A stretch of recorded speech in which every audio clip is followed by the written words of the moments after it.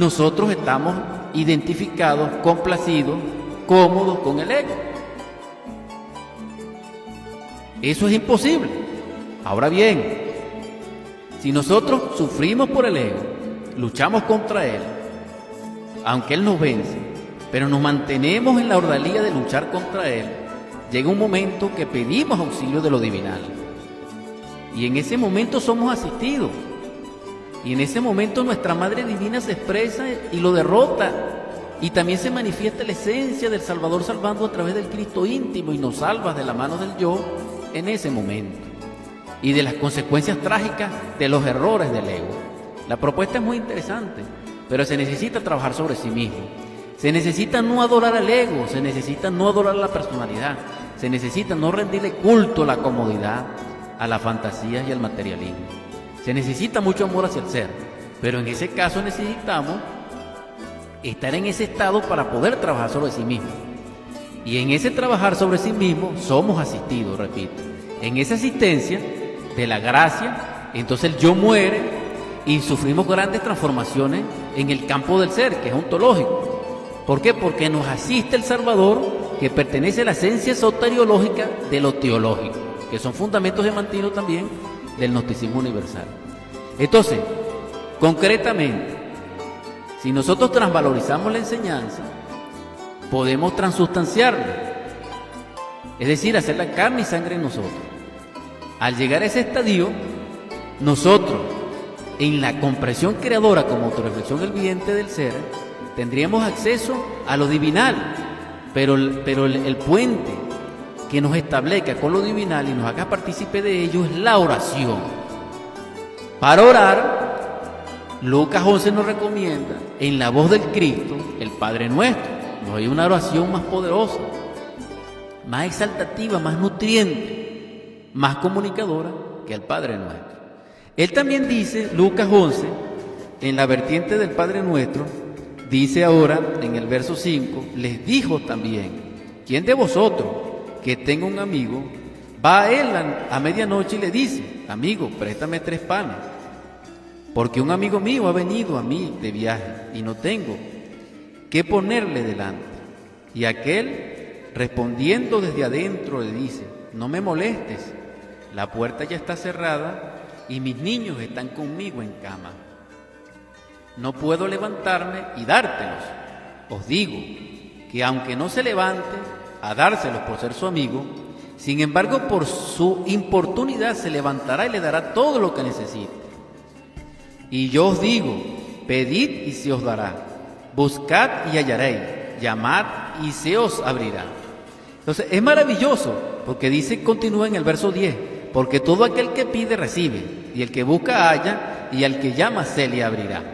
Entonces es maravilloso la lectura que podemos tomar ahora de estos versos, que son continuos al planteamiento del Padre Nuestro en Lucas 11, porque Él nos dice que el Padre Nuestro es una gran oración de petición, de restauración y de protección, donde nosotros como hijos platicamos con nuestro Padre directamente. Y nos testimonia y nos enlaza es el Cristo, en este caso íntimo. Entonces, en esa vertiente dice maravilloso que con esa oración nosotros podemos pedir y se nos dará. Podemos llamar y se nos escuchará. Y podemos tocar y se nos abrirá.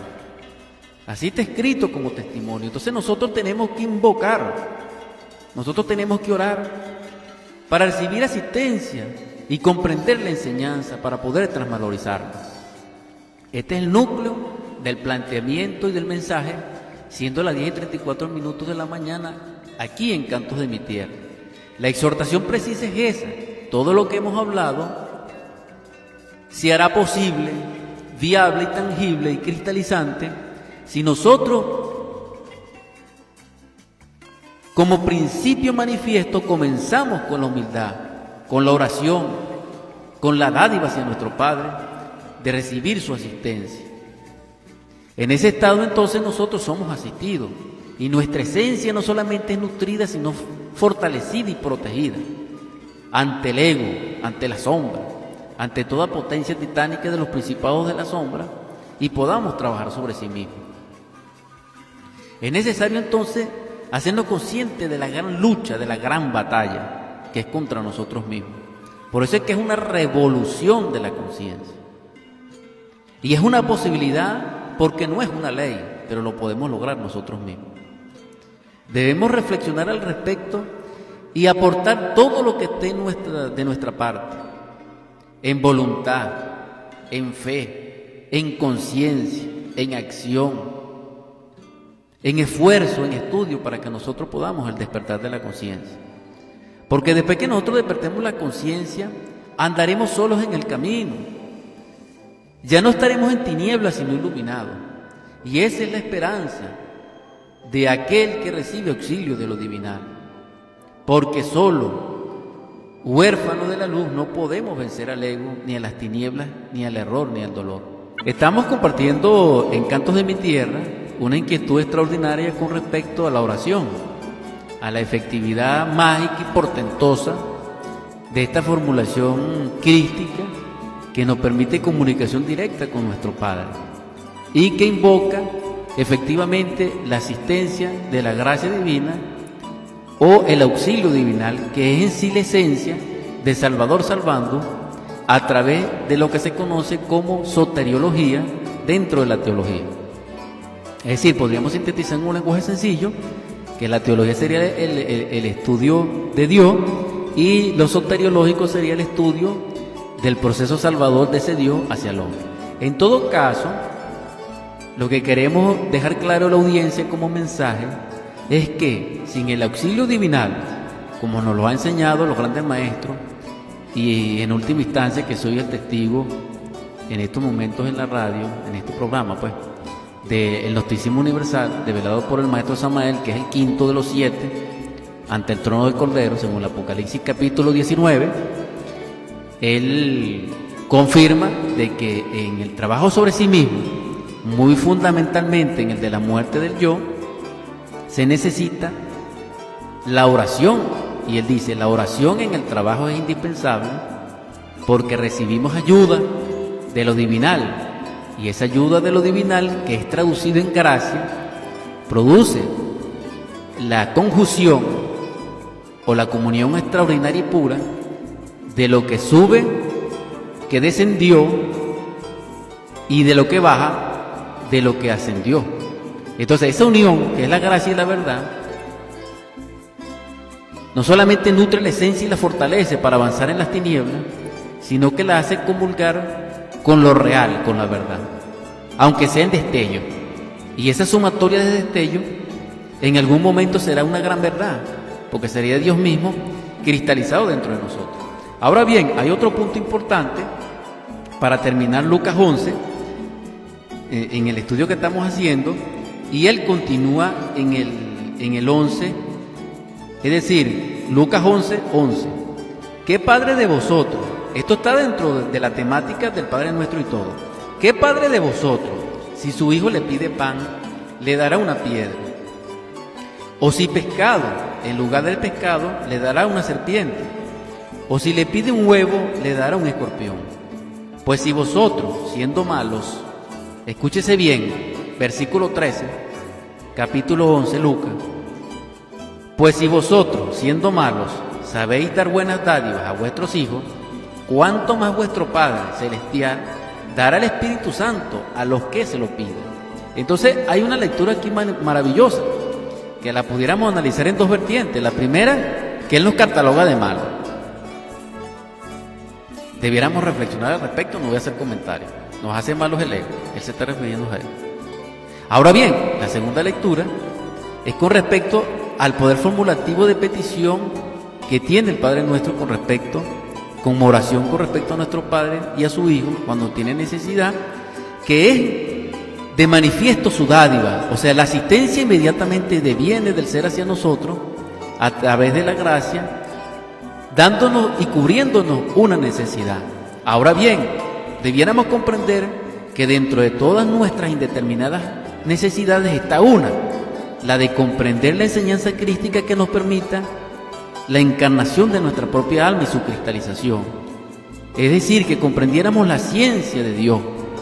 Pero para ello necesitamos suplicarle a nuestro Padre a través del Padre Nuestro, el entendimiento necesario con humildad, que nosotros pudiéramos comprender y entender esa ciencia para poderla practicar. Esa es la convocatoria. Terminando el análisis de la oración en el trabajo y del Padre Nuestro y de Lucas, que es la recomendación 11:11, vemos que él termina ese versículo que leímos anteriormente, que es el 13, con una incógnita: ¿cuánto más vuestro Padre Celestial dará el Espíritu Santo a los que se lo piden? Ahora bien, el Espíritu Santo, entonces, es una gracia de nuestro Padre Celestial, que es la primera fuerza, que es el primer devenir de la perfección de la Trinidad, porque es el Logos divino, porque el Logos es triuno. En su primera emanación, que es el Padre, que es Keter; en su segunda emanación, que es Chomac, que es el Hijo; y en la tercera emanación, que es Binah, que es el Espíritu Santo. Pero ese Espíritu Santo viene como gracia cuando el Dios nos la da y cuando nosotros se la pedimos, pero en esa petición tiene que haber un trabajo previo para que ese fuego de Pentecostés se pueda activar dentro de nosotros.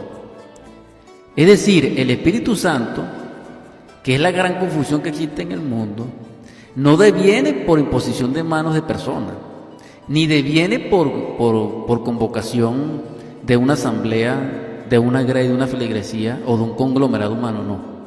Deviene como dádiva descendente del fuego del tercer logo, o del Espíritu Santo vivo, como llama, aquel que haya encendido su hoguera, aquel que haya producido la ignición dentro de su propia columna vertebral. Y esos son misterios arcaicos que pertenecen al amor, que pertenecen a la cámara nupcial.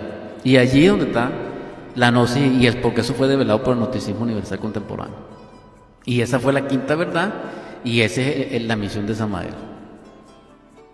El que tenga oídos para oír, que oiga esto. Ahora bien, voy a terminar Cantos de mi Tierra, que nos estamos aproximando a su fin término, siendo las 10:51, cuando Jesús ora. Fíjense ustedes, nuevamente, Jesús lo vemos orando en Getsemaní, y saliendo, esto es Lucas 22:39, y saliendo se fue, como solía, al Monte de los Olivos, y sus discípulos también le siguieron. Cuando llegó a aquel lugar, les dijo: orad, que no entréis en tentación. Ese fue el llamamiento, la exhortación del Cristo. Y él se apartó de ellos a distancia, como de un tiro de piedra, y puesto de rodillas oró. Vemos nuevamente al Cristo, siendo la sangre, siendo el amor vivo, siendo el Hijo de Dios, orando. Fíjense ustedes, directamente la enseñanza. Continúa, y en el versículo 45 y el 46 dice: cuando se levantó de la oración y vino a sus discípulos, los halló durmiendo a causa de la tristeza. Y les dijo: ¿por qué dormís? Levantaos y orad para que no entréis en tentación. Entonces, confirmado, nosotros estamos sumamente dormidos, tenemos la conciencia letargada y necesitamos orar a la parte superior del ser para que nos salve. Hemos terminado esta transmisión. Convertiremos en estos instantes las ondas hercianas de 88.1 FM en oratorio, en el nombre del Cristo, por la caridad universal y de acuerdo a la ley. Tú, divino Logo, que eres nuestro Salvador y que sacrificaste tu vida por amor a la humanidad, que sanaste a todos los enfermos que te encontraste en el camino, tanto al ciego como al paralítico, como al insensato, como al poseso, como al leproso, y que levantaste del ataúd a Lázaro y a otros más. Tú que todavía nos amas desde donde te encuentras, porque resucitaste de entre los muertos y nos enseñaste ese camino de la ascensión.